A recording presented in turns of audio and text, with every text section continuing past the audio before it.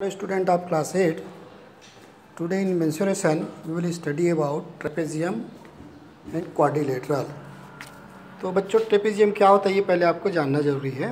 Okay तो ये जो शेप दिया है यहाँ पर, this shape is called your trapezium. Trapezium में क्या होते हैं, दो साइड पैरेलल होते हैं और दो साइड अनपैरेलल होते हैं. ये दोनों साइड पैरेलल हैं और ये दोनों साइड क्या है, अनपैरेलल हैं और इसका हाइट होता है. ओके तो इसका एरिया होता है half into sum of parallel side into height. ये इसका फार्मूला होता है बच्चों. क्या होता है, half parallel side of sum of parallel side into height इसका फार्मूला होता है. जैसे इसमें ए बी और सी डी को हमने क्या माना है, इसमें ए बी को मान लिया A1 और सी डी को मान लिया A2 और पैरेलल साइड इसका हाइट जो है डी ई, ये जो है DEH है इसका. तो इसका इसका एरिया कितना हो जाएगा, half A1 plus A2 into H हो जाएगा. ठीक है बच्चों, तो ये ध्यान रखेंगे हम. ओके यहाँ पे इसी प्रकार से area of quadrilateral. Area of quadrilateral क्या होता है, जनरल क्वाड्रिलेटरल. देखिए ये पैरेलल को भी क्वाड्रिलेटरल है ABCD. ये इसका क्या है, डायगोनल है. यहाँ से हम H1 और H2 इस पर परपेंडिकुलर ड्रॉ कर देते हैं. परपेंडिकुलर ड्रॉ करेंगे तो ये भी कोई भी क्वाड्रिलेटरल का इसका फार्मूला होता है area of parallelogram quadrilateral half AC into H1 plus H2 या हाफ D1, D मतलब diagonal, H1 plus H2. Okay ये होता है किसी भी क्वाड्रिलेटरल का. अब एरिया ऑफ रोम्बस. रोम्बस जानते हैं आप लोग, पहले भी पढ़े हुए हैं. रोम्बस के all sides are equal and their diagonal per bisect each other at 90 degree यहाँ पे होता है ना, ये आप पहले से जानते हैं. तो इसका फार्मूला तो मान लो D1 और D2 इसके दो क्या है, इसके D1 और D2 आर टू डायगोनल्स.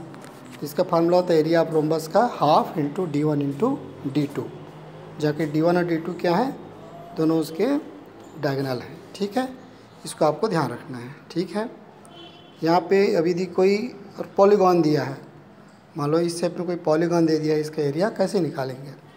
तो इसको पहले अपन डिवाइड कर देते हैं. जैसे ये मान लो आपको दिया है ABCDEF, एक पैरेललोग्राम दिया है, पॉलीगॉन दिया हुआ है. तो हमने यहाँ पे इसको डिवाइड कर दिया, ट्रायंगल बन गया. इसको ऐसे डिवाइड कर दिया तो ये हो गया हमारा ट्रेपेजियम और ये हो गया आपका ट्रायंगल. तो ये तीन पार्ट में डिवाइड हो गया. तो area of triangle 1, area of parallelogram plus area of triangle 2, इन तीनों का एरिया निकाल के हम प्लस कर देंगे तो हमको इस पॉलीगॉन का एरिया निकल आएगा. ठीक है, तो इन सब फार्मूले के बेस पर भी हम 11.2 को हम सॉल्व करेंगे. ठीक है, जैसे पहला क्वेश्चन दिया है आपका, एक शेप दिया हुआ है जो कि शेप किस फॉर्म में है, ट्रेपेजियम फॉर्म में है.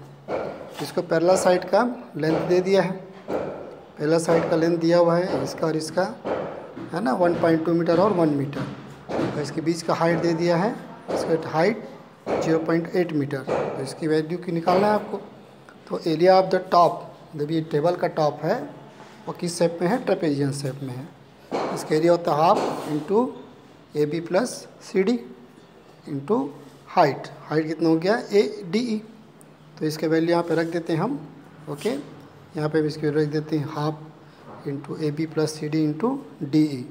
सबकी वैल्यू दिया हुआ, सबको पुट कर देंगे. हाफ 1.2 प्लस 1 ब्रैकेट में रखेंगे प्लस 0.8.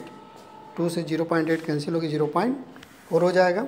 ठीक है, तो यहाँ पे कैंसिल हो जाएगा. फिर मल्टीप्लाई कर दीजिए 2.2 को 0.4 से. तो इसका आंसर आ जाएगा, कितना आंसर आ जाएगा इसका, 8.8 मीटर स्क्वायर इसका आंसर आएगा. ठीक है, ये हो जाएगा एरिया ऑफ ट्रेपेजियम.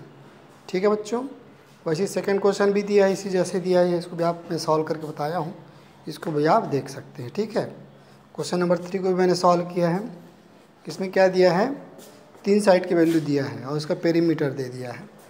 तो चौथे साइड कैसे निकालेंगे, सभी पेरीमीटर का sum is equal to 120 metre. ठीक है, इसमें से 3 साइड को प्लस कर देंगे, चौथे को ट्रांसपोज कर देंगे तो इसका वैल्यू निकल जाएगा, चौथे साइड का वैल्यू निकल जाएगा.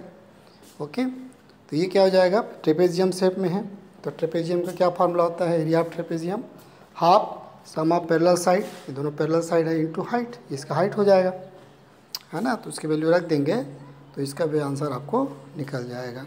ठीक है, उसी प्रकार से क्वेश्चन नंबर 4 को भी हमने सॉल्व किया है, ये आपके लिए होमवर्क दिया है। क्वेश्चन नंबर 4 को मैंने, क्वेश्चन नंबर 5 है ये, इधर एरिया ऑफ पैरेललोग्राम निकालना है, ये रोम्बस, एरिया ऑफ रोम्बस। तो एरिया ऑफ रोम्बस हमको बताया अभी आपको, half into D1 into D2, जहाँ पे D1 और D2 क्या है उसके डायगोनल हैं। तो इसको वैल्यू हमने निकाल दिया है, इसको आप समझ लीजिएगा। ठीक है, सबकी वैल्यू दी गई है, पुट करना है। ओके, फिर आता है क्वेश्चन नंबर आपका है 6, इसे भी दिया है एरिया, इस भी एरिया भी निकालना है। एरिया आप रोम्बस आपको निकालना दिया हुआ निकालना है, और दूसरा एक अदर डायगोनल की वैल्यू को आपको फाइंड करनी है। तो इसमें पहले एरिया निकाल लीजिए। एरिया क्या होता है, किसी भी रोम्बस का बेस इंटू हाइट, ये सिंपल फार्मूला है। जैसे अपन डायगोनल निकालते हैं, डायगोनल नहीं दिया है तो बेस इंटू हाइट भी अपन फार्मूला लगा सकते हैं, उससे उसकी वैल्यू निकल जाती है। फिर उस वैल्यू को रख देंगे, तो D1 दिया है आपको, तो D2 की वैल्यू निकालना है, तो उसके ट्रांसपोज करके इसकी वैल्यू भी हम फाइंड कर सकते हैं। ठीक है, उसके बाद क्वेश्चन नंबर 7, ये आपका होमवर्क दिया हूँ। क्वेश्चन नंबर 8 को मैंने यहाँ पे समझाया हुआ है, देख लीजिएगा, है ना। यहाँ पे दिया है कि एक वैसा प्लाट चाहता है जो कि रोड की तरफ जितनी लंबाई है उससे दोगुना लंबाई रिवर की तरफ, ऐसा चाहता है ना। तो यहाँ पे क्या करना है हमको, let the length toward road is a, इधर से हमने ए मान लिया, इस तरफ की जो रोड का लेंथ है उसको ए, तो इधर कितना हो गया बेटा, 2a हो जाएगा, क्योंकि अकॉर्डिंग टू क्वेश्चन, है ना। अब एरिया ऑफ ट्रेपेजियम दिया हुआ है, इसका एरिया टोटल दिया हुआ है 10,500 मीटर स्क्वायर। ठीक है, और इसकी वैल्यू आपको, तो इन दोनों की वैल्यू आपको निकालना है। Length of road, length of toward along the road and along the river, ये दोनों हमको फाइंड करनी है। तो हमने इसके वैल्यू उसको रख दिया है, और रखने के बाद इसको हमने सॉल्व किया है। तो इसको थोड़ा समझ के देखिएगा, हमने समझा के बताया है। तो उसकी वैल्यू निकला है, एक वैल्यू 70 मीटर, है ना। तो ये ए किसकी तरफ है, ये अलोंग रोड की तरफ का है, अलोंग रोड, ए की वैल्यू 70 मीटर। तो length of the side along the river कितना है, 2a है, तो 2 से उसको मल्टीप्लाई कर दीजिए, 2 इंटू 70 दैट इज़ 140 मीटर आपका निकल जाएगा। ठीक है बच्चों, और क्वेश्चन नंबर 9 और 10 आपके लिए होमवर्क है, ये भी इजी क्वेश्चन, इसको बना के देखिएगा और send it through WhatsApp to me. Okay, thank you.